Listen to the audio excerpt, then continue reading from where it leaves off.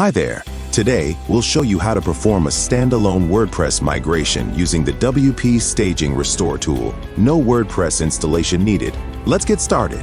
First, log into your current WordPress dashboard, go to the WP Staging tab, and click Backup and Migration. Then, find the Download Now link and click on it. After that, click the Download Restore Script button. Next, open the File Manager on your new site's hosting.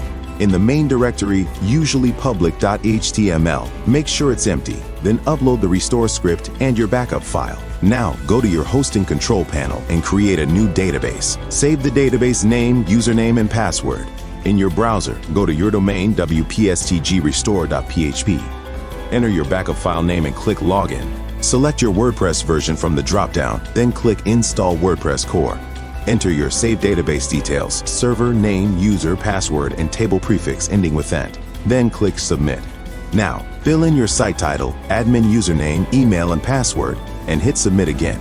You'll see two options. Click Restore Backup to start restoring your site. Click Reset, then Yes to confirm.